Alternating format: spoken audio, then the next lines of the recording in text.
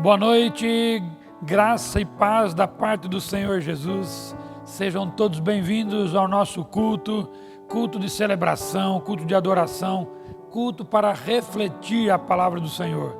Sejam todos bem-vindos, você que está em casa, sente aí com a sua família, calma o coração e entre na presença do Senhor para adorá-lo, para ouvir a palavra dEle.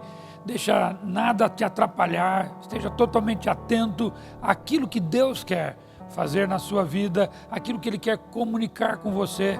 Abra o seu coração. Vamos orar, vamos pedir a bênção de Deus para esse culto desta noite. Senhor, nosso Deus e nosso Pai, nós queremos te agradecer por esse momento aqui juntos, agradecer pela vida de cada um dos irmãos que estão conosco, alguns ainda que vão entrar aqui acessando o canal conosco, ó Pai. Pedimos a Tua bênção, ó Espírito Santo, que o Senhor possa ministrar no coração de cada um de nós. Que a palavra proferida, ó Deus, possa, pelo Teu Espírito Santo, chegar em nossos corações. Que os cânticos, ó Deus, possam nos levar à Tua presença de adoração e entrega. Fala conosco nesta noite, Senhor. Dá a Tua bênção sobre cada irmão, irmã, cada pessoa que está assistindo o culto nesta noite. Nós oramos assim juntos e oramos agradecidos em nome de Jesus. Amém. Dá um glória a Deus, irmão. Louvado seja o nome do Senhor. Vamos adorar o nome do Senhor com o nosso irmão Onésimo. No início eras a palavra, com Deus o Altíssimo.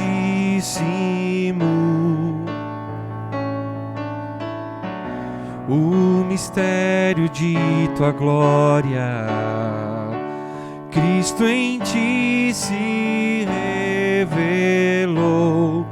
Ó, quão lindo esse nome é! Ó, quão lindo esse nome é! O nome de Jesus, meu Rei. Ó, quão lindo esse nome é! Maior que tudo Ele é. Ó, quão lindo esse nome é! O nome de Jesus.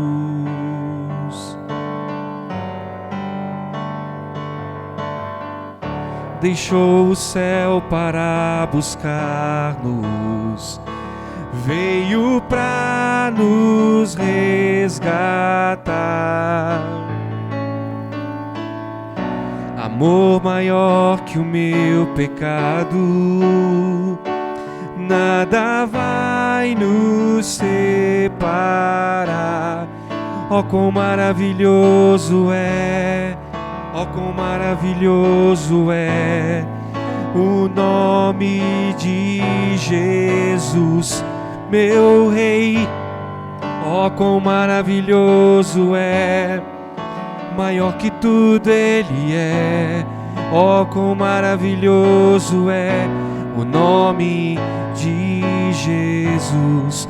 Ó, quão maravilhoso é o nome de Jesus. A morte venceste, o véu tu rompeste, a tumba vazia agora está. O céu te adora, proclama tua glória, pois ressuscitaste, vivo está. És invencível, inigualável,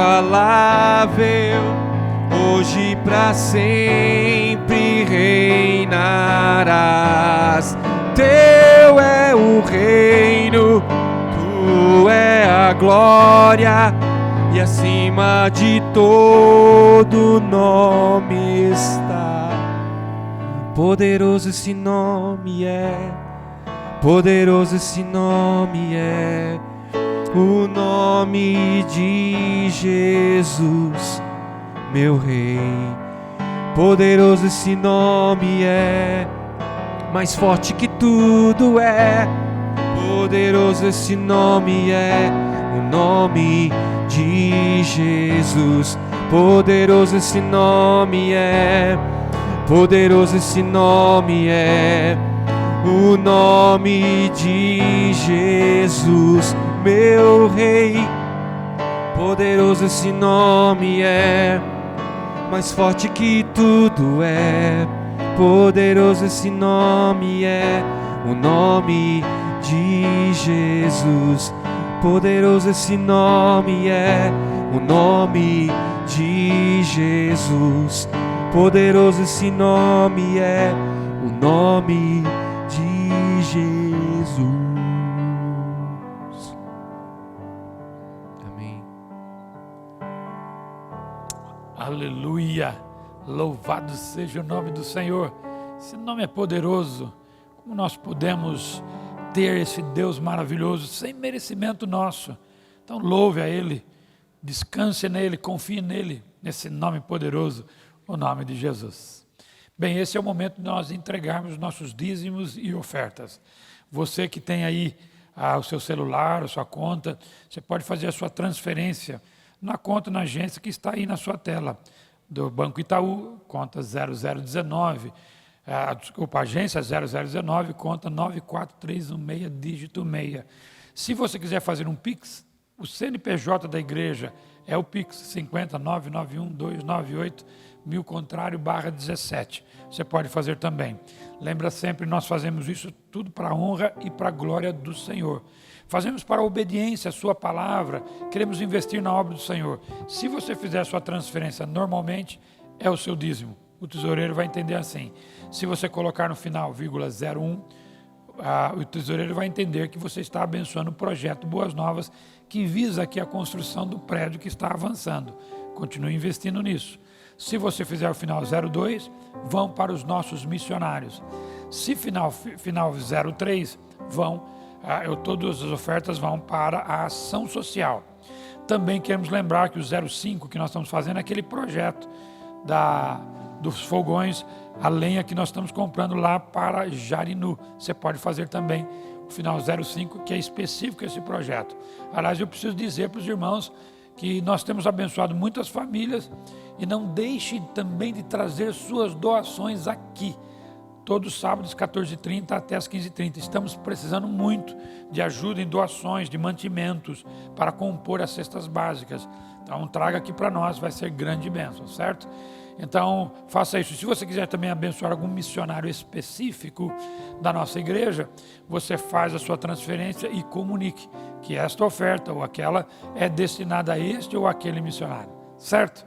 Vamos agradecer a Deus por esse privilégio de poder ter esse momento abençoador de abençoar pessoas e também abençoar o reino de Deus através dos nossos dízimos e ofertas. Senhor, muito obrigado pelo privilégio que nós temos de poder contribuir com a Tua obra. Senhor, que nós possamos, ó Deus, fazer com fidelidade ao Senhor, amor ao Senhor, na certeza, ó Deus, que os recursos serão usados para o Teu reino. Continue abençoando a nossa igreja, ó Deus, que tem abençoado tantas famílias, ó Deus, que possamos continuar fazendo esta obra maravilhosa e também que o Evangelho seja, ó Deus, expandido por todos os cantos, também através da nossa igreja, sustentando, orando pelos muitos missionários, ó Pai. Continue abençoando a nossa igreja, que nós não percamos o foco, que tudo é para o Senhor e para a glória do Senhor. É a oração que fazemos juntos e fazemos em o nome de Jesus. Amém. Amém. Louvado seja o nome do Senhor. Eu queria ter um tempo agora especial, um tempo de oração, de intercessão. Estamos num momento de muita necessidade para interceder, para orar uns pelos outros. Queremos aqui citar em especial a família da minha cunhada Fatinha. Eu quero aqui também agradecer de todo o nosso coração, cuidado, carinho, que nós recebemos da igreja. Eu recebi mais de centenas de mensagens no celular, trazendo uma palavra, uma oração. Também a minha cunhada Fátima também recebeu por conta do falecimento do meu cunhado de Jair, dois membros aqui da nossa igreja. Então vamos continuar orando pela Fatinha, pelos seus dois filhos, Raul e o Rodrigo, e também vamos orar pela Márcia e o Douglas Parapan, que também a nossa querida irmã Tereza partiu para o Senhor nesta semana. Vamos orar para que Deus continue consolando aquela casa e agradecer pela irmã Tereza, irmã já há muitos anos, membro aqui da nossa igreja. Também vamos orar pela família do irmão Edson, esposo da irmã Daniela, que também perdeu sua mãe essa semana. Vamos agradecer pela vida da irmã Malia, que é a mãe do Edson, serva do Senhor, que sem dúvida está com o Senhor agora. Vamos pedir o consolo para a família do nosso irmão. E vamos orar por tantas outras famílias, pelo nosso país, que está precisando de oração. É o momento da igreja se levantar para oração, clamar uns pelos outros. Tem irmãos da nossa igreja que estão com Covid, o Jovenal, que está internado, o pai do irmão Roger, esposo da Poliana, que é filho do Jovenal, que está internado, o irmão dele também, a irmã dele também. Vamos orar por essa família, o irmão Armando, esposo da irmã Robermária, que também está de Covid, está melhorando. Vamos orar uns pelos outros. Não deixe de orar sempre uns pelos outros. Se você tiver o desejo, levante uma de suas mãos e oremos juntos por esses pedidos. Senhor, nosso Deus e nosso Pai, muito obrigado, Senhor. Obrigado, Deus, porque nós podemos contar contigo toda hora, todo instante. Oh, Deus, louvado seja o teu nome. O que seria de nós se não fosse o Senhor na nossa vida? E agora, nesta hora, Deus, nós queremos colocar os nossos irmãos nas tuas mãos. Em especial, colocamos a irmã Fátima, a Fatinha, nas tuas mãos, pedindo a Deus que o Senhor continue derramando sobre ela o teu consolo, sobre os seus filhos, o Rodrigo, o Raul e as suas famílias também, ó Pai. E sobre todos nós, ó Senhor, a igreja que sente, ó Deus, a partida do nosso querido irmão de Jair. Também quero orar, ó Deus, pela família da irmã Márcia, Esparapã, o Douglas, ó Deus, a Karine, Deus, a filha, que também perderam, ó Deus, a irmã Tereza, a nossa querida irmã Tereza Esparapã. Ó Deus, primeiramente, obrigado pela vida dessa irmã, que há tantos anos foi membro desta igreja, e agora, ó Deus, já está na tua presença. Derrama o teu consolo sobre o Douglas, a Márcia, a Karine e toda a família, ó Pai.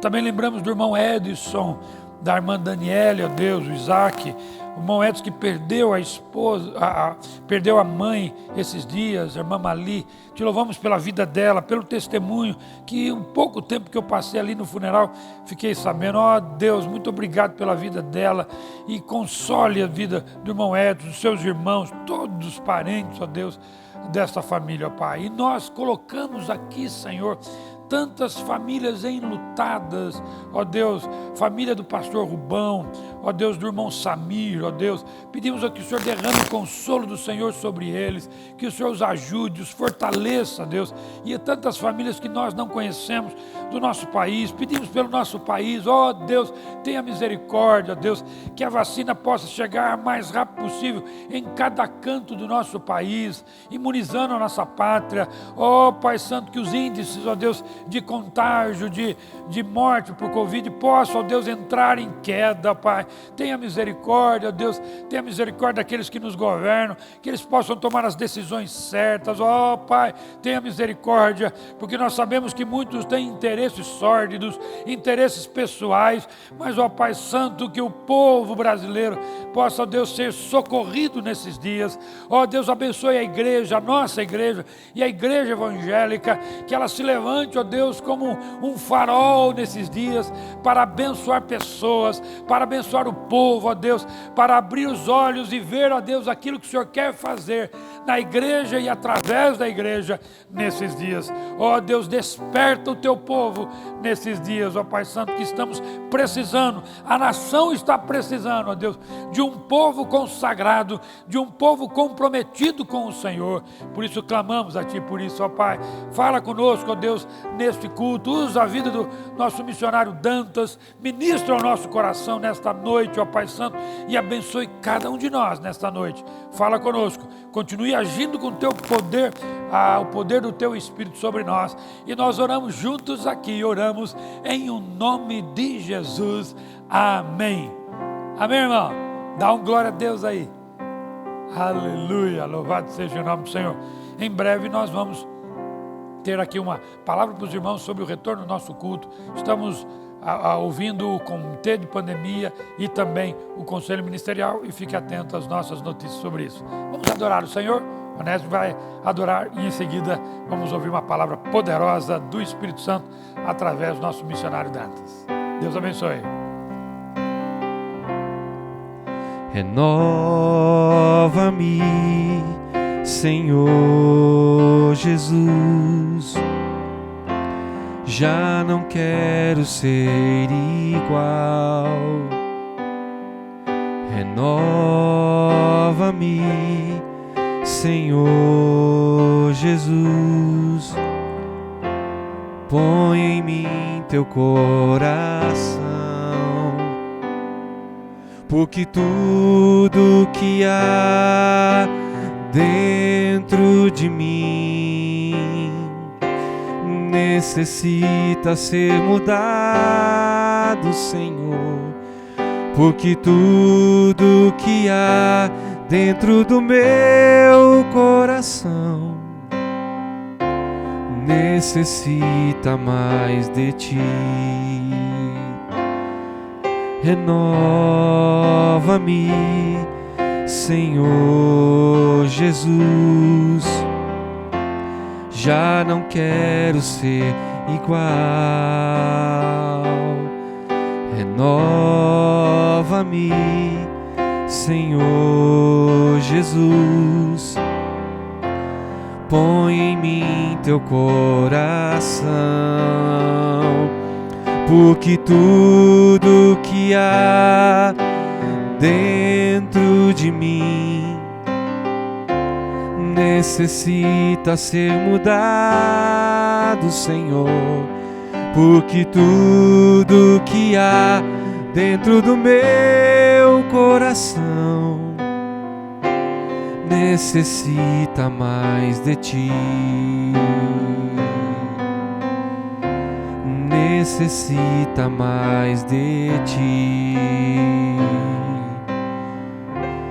Necessita mais de ti. Amém.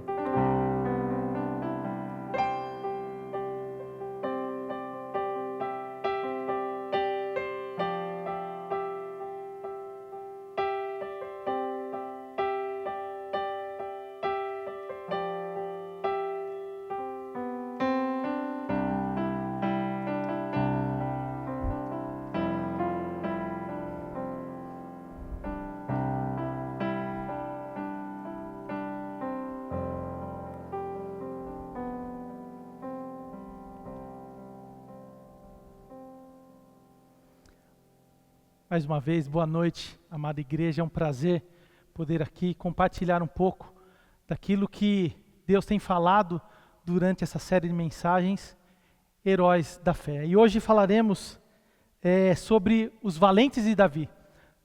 Ouvimos pela manhã sobre o rei Davi e fomos desafiados a uma vida de contrição, de reconhecimento de pecados, uma vida dependente de Deus.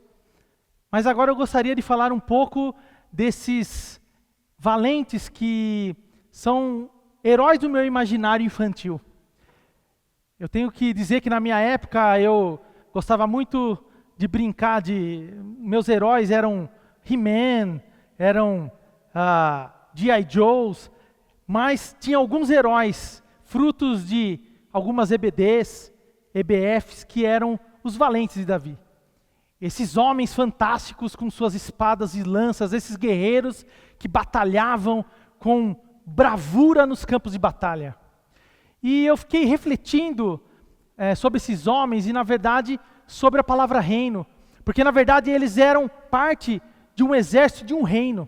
E eu e você, aqueles que hoje fazem parte da governança de Jesus Cristo em sua vida, através da obra redentora de Jesus em sua vida, nós somos chamados a participar de proclamar o Evangelho. O Evangelho é nada mais do que as boas novas, de levar o Evangelho é nada mais do que levar as boas novas desse reino que chegou. Esse reino que eu e você fazemos parte. Um reino que será a sua glória total na segunda vinda de Jesus, quando de fato Ele governará todas as coisas, e trará para debaixo da sua governança todas as coisas, mas que Ele já veio. Jesus já veio e trouxe o anúncio desse reino. E nós podemos fazer parte como valentes desse reino. Assim como os valentes de Davi foram valentes do reino de Davi, nós somos chamados a sermos valentes do reino de Deus. E nessa noite, eu gostaria de que nós refletíssemos sobre algumas características desses valentes, em cima das histórias que a Bíblia nos conta desses valentes. Em 2 Samuel, no capítulo 23, e você pode estar acompanhando aqui na tela do computador, ou se você quiser abrir a sua Bíblia ou seu smartphone na sua casa, fique à vontade. A partir do versículo 8 diz: esses são os nomes dos principais guerreiros de Davi. Jabezão, um taquimonita, chefe dos 3 guerreiros principais. Numa ocasião, com uma lança, enfrentou 800 homens numa mesma batalha e os matou. Jabezão, um nome incrível, nome bíblico são fantásticos, mas Jabezão, que também pode se chamar Josebe Bosebete, que o significado do seu nome é aquele que habita em segurança. E eu queria dizer para você que ele não enfrentou 800 homens, ou talvez até mais, porque na verdade o texto bíblico diz 800, mas podia ser muito mais. O fato é que com certeza ele não realizou pelas suas próprias forças. Jabezão não realizou isso porque simplesmente ele era um grande guerreiro experimentado, por mais que o fosse. Mas com certeza, ele só enfrentou e derrotou esses 800 homens porque ele vivia debaixo da governança de Deus, porque ele vivia na perspectiva do milagre de Deus, porque Deus fez através dele a vitória. Deus deu a vitória muitas vezes ao exército de Israel, e através de Jabezão com certeza, a vitória não foi dele, mas a vitória foi daquele que agia através de Jabezão. Mas eu quero dizer uma coisa, que apesar de sabermos que Deus age através de nós, ele se posicionou. E esse é o ponto que eu gostaria de chamar da história de Jabezão. Aqueles que vão fazer a diferença no reino de Deus, que serão os heróis no reino de Deus, é aqueles que se posicionam, aqueles que se doam, aqueles que se entregam à batalha. Porque com certeza ele sentiu medo, com certeza ele sentiu receio, mas ele se posicionou, ele não desistiu por causa da batalha. Nós fazemos aquilo que é certo, não porque aquilo que é certo vai dar certo, mas porque aquilo é o certo a ser feito. Eu gostaria de repetir essa frase. Nós somos chamados a fazer o certo, não porque vai dar certo, mas é porque é o certo a ser feito. E Jabezão fez aquilo porque era o certo a ser feito. Não porque ele não temia, não porque ele não sabia que arriscava a própria vida, mas porque era o certo a se fazer. Antes de, em 2019, ir para os Estados Unidos com a minha família, eu me lembro da mensagem do domingo anterior, porque um domingo antes de eu viajar, fui eu que preguei na igreja, mas um domingo anterior, eu me lembro muito vívido no meu coração, na minha mente, foi uma pregação do pastor Genivaldo a respeito dos amigos de Daniel. E naquela ocasião, ele disse que, a palavra de Deus diz, na verdade, que quando estavam ali, de frente com Nabucodonosor, para entrar na fornalha, e eles falaram, nós não vamos nos ajoelhar. Eles falaram o seguinte, olha, Deus ele é todo poderoso para nos livrar dessa fornalha. Mas mesmo que Ele não nos livre, nós continuaremos fiéis a esse Deus. Nós não nos ajoelharemos. E a questão é essa, mesmo que. Porque nós somos desafiados a fazer aquilo que é certo, não porque vai dar certo. Mesmo que não dê certo, mas nós iremos fazer, porque é aquilo que o nosso rei nos ordenou a fazer. Em obediência, nós nos posicionamos e nos doamos na batalha. Mas o texto continua dizendo, versículo 9 e versículo 10, de Eleazar. E Eleazar é aquele que Deus cuida. E é muito irônico porque conta nesse trecho uma certa, mostra a humanidade desse herói Eleazar. E o texto diz que ele era um dos 3 principais guerreiros e esteve com Davi quando os filisteus se reuniram em Pas-damim para a batalha. Os israelitas recuaram, mas ele manteve a sua posição e feriu os filisteus até a sua mão ficar dormente e grudar na espada. O Senhor concedeu uma grande vitória a Israel, a Israel naquele dia, e o exército voltou para onde Eleazar estava, mas somente para saquear os mortos. Nós poderíamos imaginar que o texto bíblico podia simplesmente falar desses heróis apenas pelos feitos. Olha, ele derrotou 800, ele enfrentou 300, ele se posicionou e venceu. Mas o texto bíblico deixa muito claro que ele sofreu. Que no meio da batalha houve dor. Eu fico imaginando a energia, a força de alguém com uma espada na mão, lutar até ponto do seu braço preparado e treinado se cansar, da sua mão ferir a ponto da mistura de sangue e suor, ela grudar em sua mão, a ponto dele chegar à exaustão na luta, mas não parar, porque ele tem um entendimento que a luta só acaba quando a batalha termina, e ele prevalece apesar da dor. Eu queria dizer que aqueles que vão fazer a diferença no reino de Deus, que serão os valentes do reino de Deus, são aqueles que lutam em meio à dor, que perseveram apesar da dor. É esses incansáveis que nesse momento que temos vivido, têm vivido a dor por mim e por você, têm vivido a dor por muitos dos nossos familiares, têm vivido a dor por aqueles que mais necessitam. E eu gostaria aqui de fazer um agradecimento público a algum desses valentes que têm lutado por nós, que têm sofrido mais do que nunca por nós. Eu gostaria de agradecer a Deus pela vida dos profissionais da saúde que têm se doado muito mais do que eles poderiam muitas vezes. Que eles estão estourados, com seus braços dormentes, sangrando, mas eles têm prevalecido, porque eles entendem que a luta só termina quando a batalha acaba. Eu quero agradecer pelos pais, aqueles que estão cuidando das nossas crianças nesse momento, que ainda as aulas não voltaram, que temos crianças doentes, mentalmente, com muitos déficits pelo isolamento social, mas que lutam dia após dia para tentar manter o ambiente saudável do seu lar.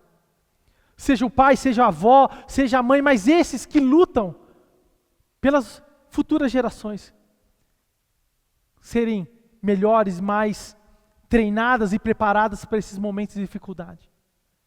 Eu quero louvar a Deus pelas suas vidas, mas eu também quero fazer uma menção aos pastores das nossas igrejas espalhadas no Brasil, em especial os nossos pastores aqui da IBBN, porque nunca foi tão duro, nunca foram momentos de desafios tão grandes, enfrentar essas batalhas.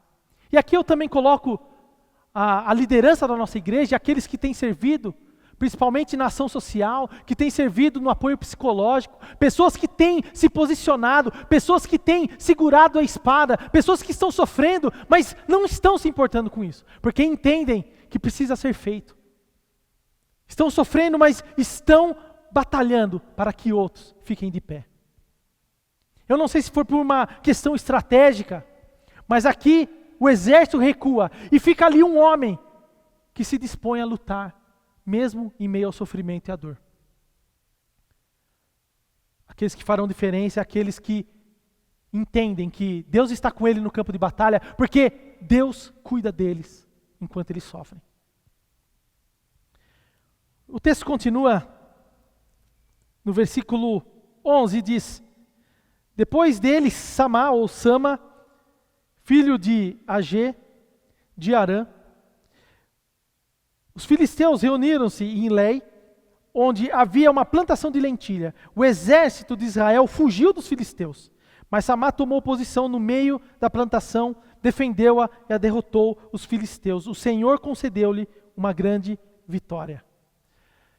A história é muito parecida com a história de Eleazar ou a história mesmo de Jabezão, mas o fato que aqui chama atenção, que o que me parece que o exército estava posicionado.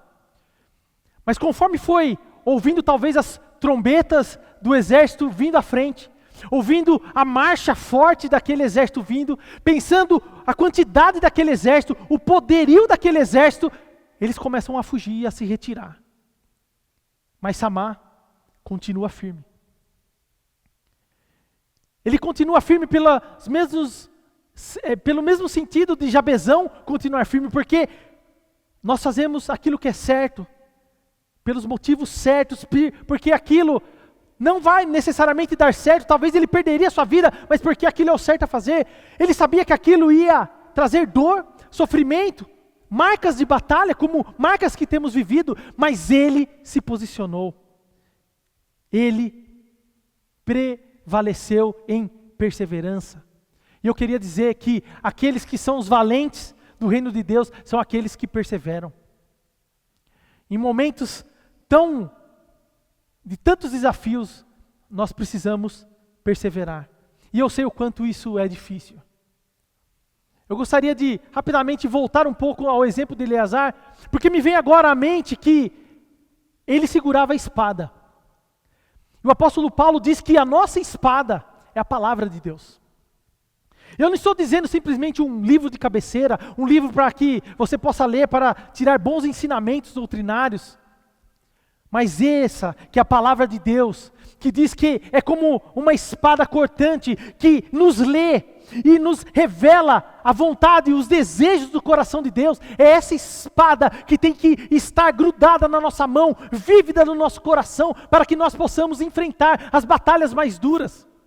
Se nós não estivermos sobre a rocha, sobre a palavra, se nós não buscarmos uma vida realmente de verdadeira espiritualidade, uma vida de devoção a Deus, uma vida realmente enraigada, fincada naquele que é a rocha das nossas vidas, nós não conseguiremos prevalecer e perseverar. Mas Samá, que de forma irônica, o nome dele significa espanto, medo. Eu não tenho dúvida, ele sentiu medo e sentiu espanto, mas ele lutou, porque algo dentro dele era acima daquilo que ele sentia, que era a certeza que ele tinha um Deus que estava com ele no campo de batalha. E eu quero dizer, meu irmão, eu quero dizer a você que nos ouve, todos vocês que nos ouvem, que Deus está conosco no campo de batalha. Mas eu gostaria de ir para o final do texto, que fala de uma cena muito interessante que aconteceu com Davi, na caverna de Adulão. E o texto diz, a partir do versículo 15, durante a colheita, 3 chefes do batalhão dos 30 foram encontrar Davi na caverna de Adulão, enquanto um grupo de filisteus acampava no vale de Refaim. Estando Davi nessa fortaleza e o destacamento filisteu em Belém, Davi expressou esse forte desejo: quem me dera me trouxessem uma água da cisterna da porta de Belém. Então aqueles 3 atravessaram o acampamento filisteu, tiraram água da cisterna e o trouxeram a Davi. Mas ele se recusou a beber. Em vez disso, determinou-a como uma oferta ao Senhor e disse: o Senhor me livre de beber desta água. Seria como beber o sangue dos que arriscaram a vida para trazê-la. E Davi não bebeu daquela água. Foram esses os feitos dos 3 principais guerreiros. E essa cena me chama muito a atenção porque ela me traz, na verdade, 2 aplicações que eu gostaria de compartilhar com você.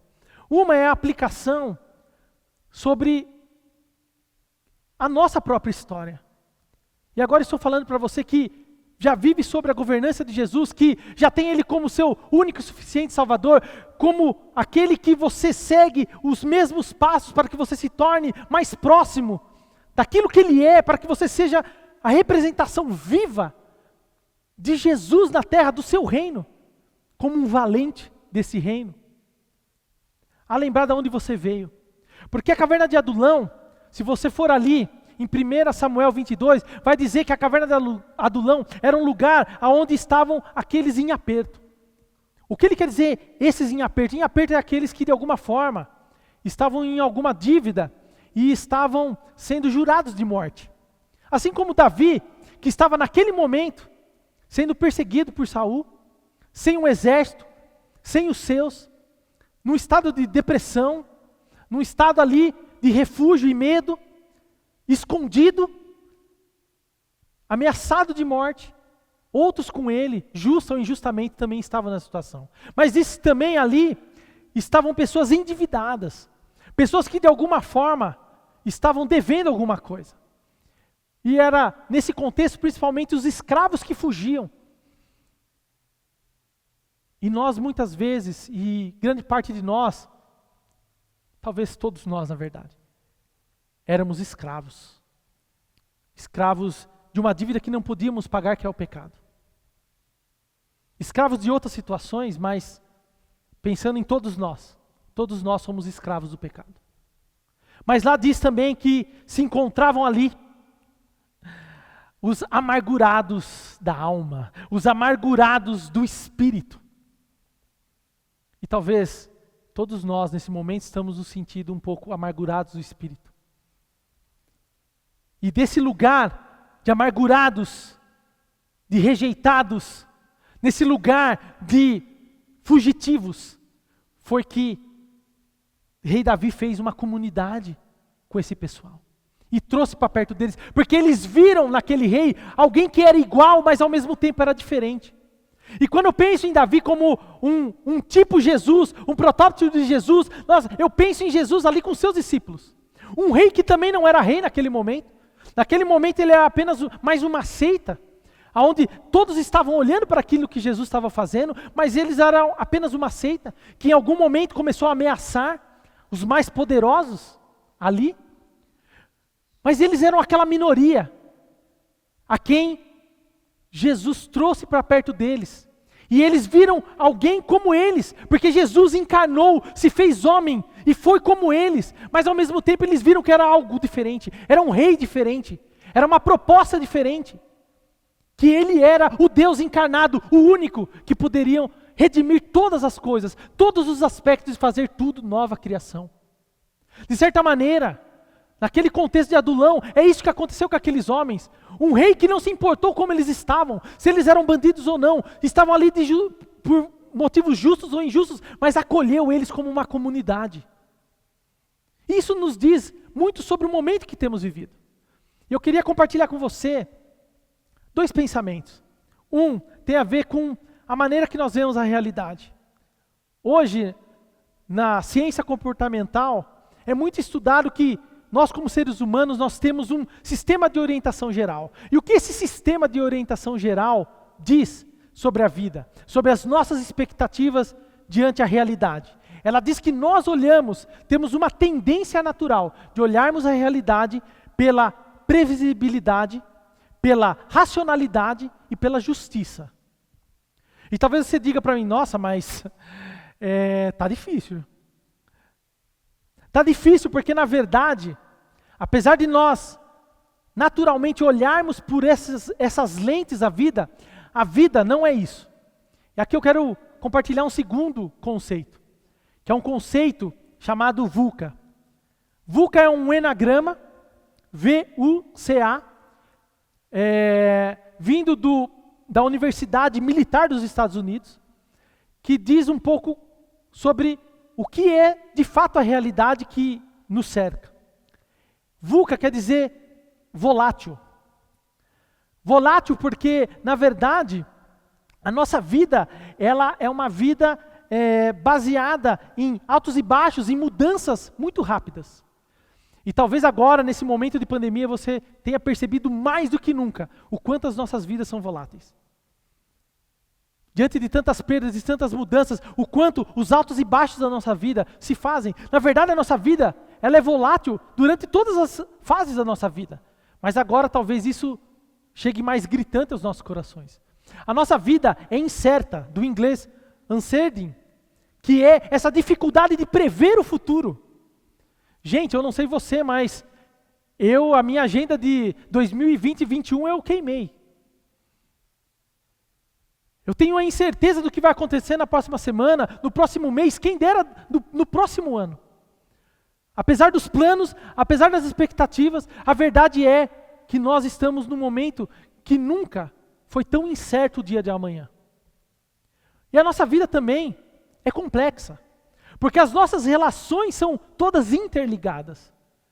Eu não sei você que viveu um pouco da realidade do home office, que você trouxe o serviço para dentro da sacralidade da sua família, que a escola veio dentro da sacralidade da sua família, o quanto é difícil você dividir todas essas coisas, o quanto elas se interagem de um jeito que elas se tornam complexas.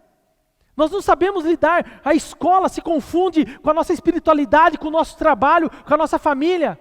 Estamos trabalhando enquanto comemos, estamos estudando enquanto estamos pensando em dormir, nós acabamos privando o sono, porque temos que pensar em várias coisas que tem que acontecer ao mesmo tempo, no mesmo espaço. Porque tudo está interligado, mas nunca esteve tão interligado, e isso traz sofrimento. Porque, na verdade, esse sofrimento todo nos traz uma ambiguidade, porque a vida também é ambígua. Isso é, os significados se tornam confusos. E deixa eu ser muito sincero. Nesse tempo, desde que eu vim para o Brasil, eu passei muitos momentos de ambiguidade, onde os significados da minha fé, as minhas convicções foram desafiadas a ponto de eu pensar, será que é isso mesmo? Será que isso que a vida inteira que eu pensei que era assim, é assim mesmo? Será que a fé que eu pensei que eu tinha é essa fé mesmo? Deus, o Senhor está realmente cuidando de nós? Senhor, onde está a justiça? Onde está esse reino de justiça? Onde está esse reino de cura, de libertação e salvação? Onde está? Os nossos significados tendem a serem questionados. Porque apesar da gente querer que o mundo seja justo, previsível, racional, ele não é isso. E é isso que a caverna de Adulão nos mostra. Quando um rei pede um copo d'água, talvez o seu copo d'água hoje seja, oh Deus, eu só queria que tudo voltasse ao normal. Diz que 3 guerreiros enfrentaram a linha de batalha, enfrentaram a morte e o sofrimento, se posicionaram para trazer a água àquele rei. E essa é uma mensagem para mim e para você. Apesar de estarmos num momento que nós não podemos abraçar, mas nunca se fez tão necessário o acolhimento. De alguma forma precisamos continuar acolhendo as pessoas, as suas necessidades. E esse desafio que é para agora, eu quero alertar nós como igreja, como comunidade de fé, para o pós-pandemia.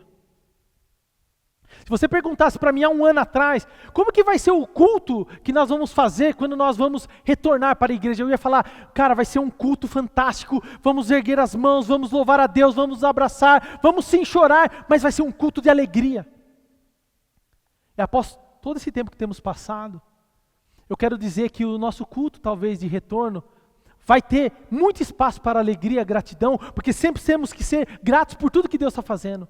Mas eu não tenho dúvida que será momentos de prantear, momentos de viver os lutos não vividos, as perdas, um momento onde que a morte chegou à casa de muitas pessoas, ou ao redor dos seus amigos, ou ao redor de pessoas próximas, onde vimos o sofrimento, perdas econômicas, mentais,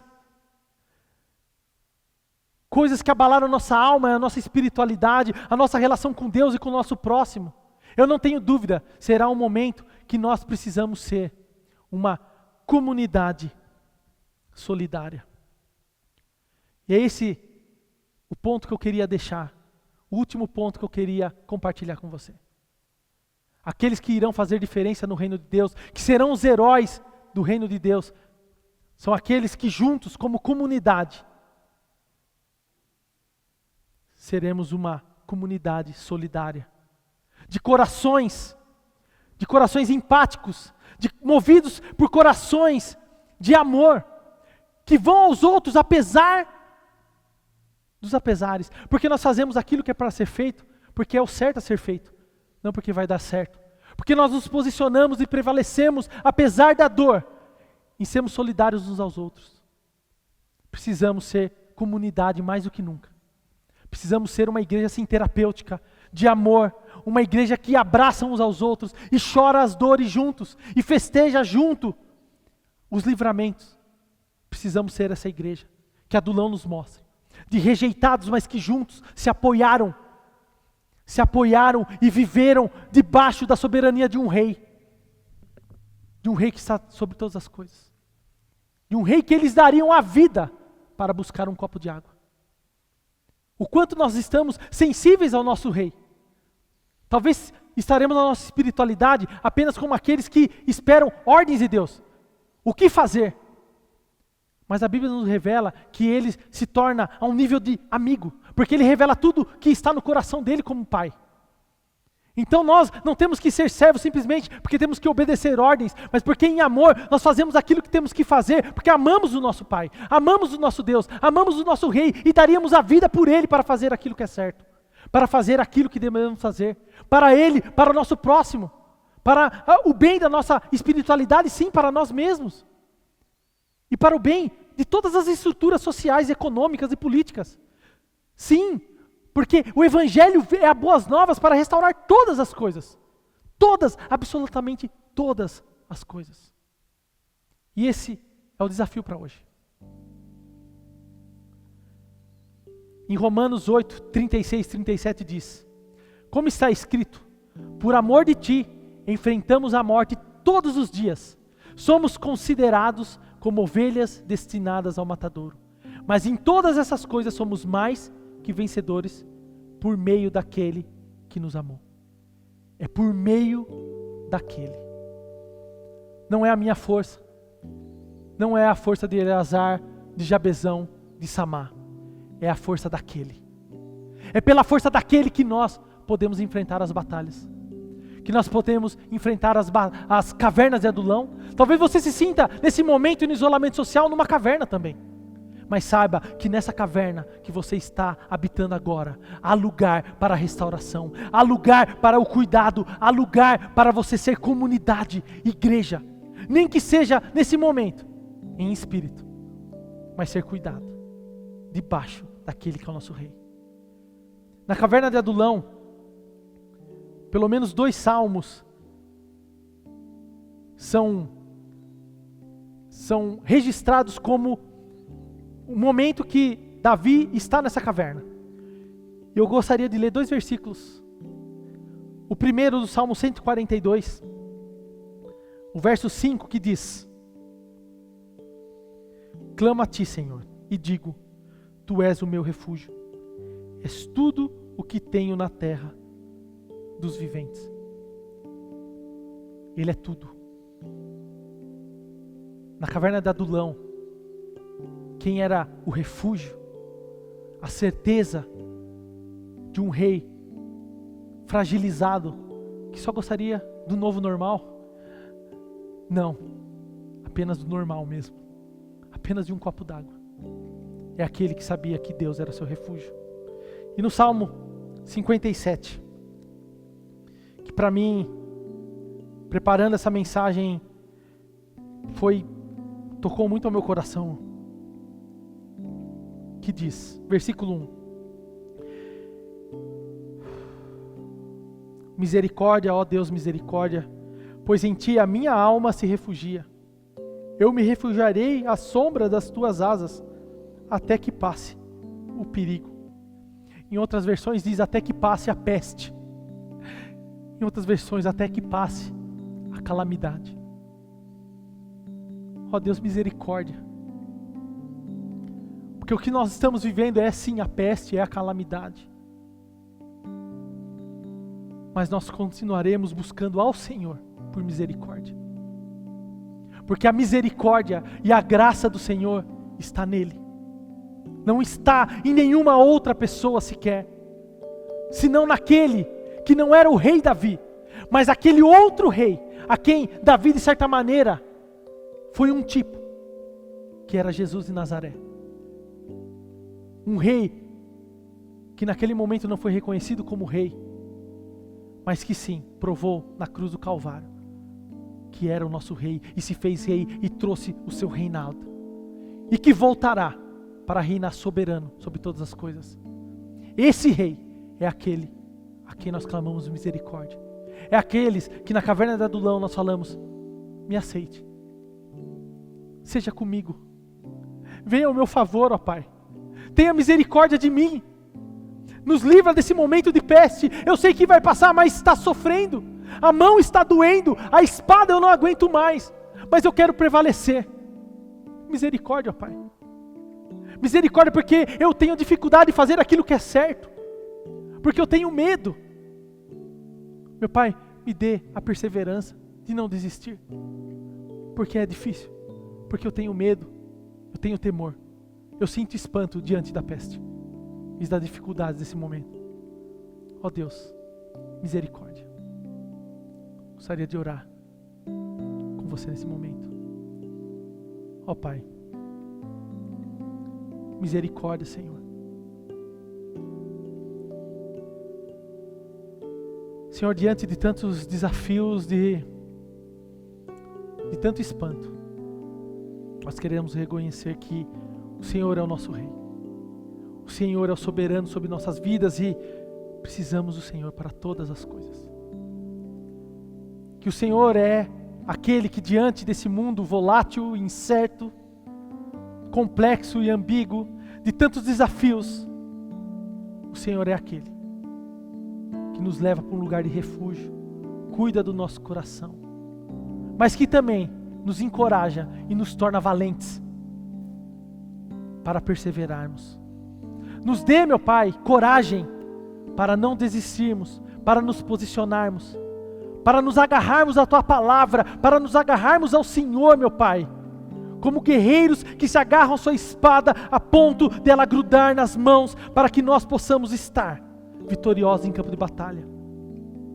Não porque achamos que vai dar tudo certo, Pai, mas porque sabemos que para o Senhor, mesmo que, não vamos desistir jamais.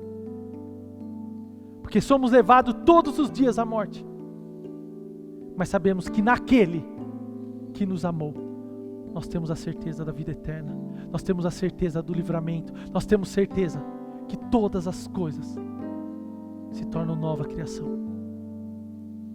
Ó Deus, protege meus irmãos, encoraja cada um que está nos ouvindo, traga a libertação, traga a salvação, traga a cura, meu Pai, a cada lar que está aqui. Ó Deus, tenha misericórdia de nós, nos livra desse tempo de peste, mas nos molda segundo o Teu querer. Que esse momento seja a oportunidade de crescermos, porque sim, há lugar para o medo, mas a Sua palavra diz que o medo, que o amor lança fora todo medo. Queremos ser aperfeiçoados no Seu amor, para que nós nos livremos daquilo que nos impede de sermos os valentes do reino de Deus. Ó meu Pai, temos medo sim, mas queremos ser transformados por aquele que é amor, e que pode lançar de nós todos os nossos medos e anseios. Aquele que nós podemos lançar sobre Ele todos os nossos medos e anseios. Ó Jesus, tenha misericórdia de nós, cuida dos nossos passos. Nos dá a coragem, meu Pai, porque a verdade é que talvez eu não estaria na lista nem dos 30 heróis, nem dos 100 heróis. Mas eu quero prevalecer, meu Pai, através da Tua obra, porque eu quero ter a coragem de enfrentar os meus medos, os meus erros, os meus pecados, e entregar tudo no Teu altar, porque eu dependo totalmente das Tuas misericórdias na minha vida, meu Pai. E sei que meus irmãos também dependem do Senhor.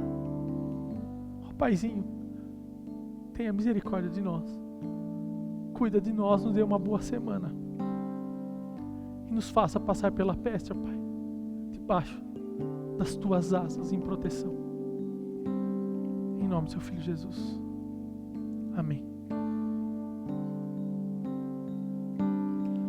Recebi um novo coração do Pai, coração regenerado, coração transformado, coração que é inspirado por Jesus.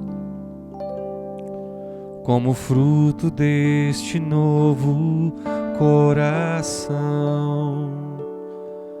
Eu declaro a paz de Cristo, te abençoo, meu irmão.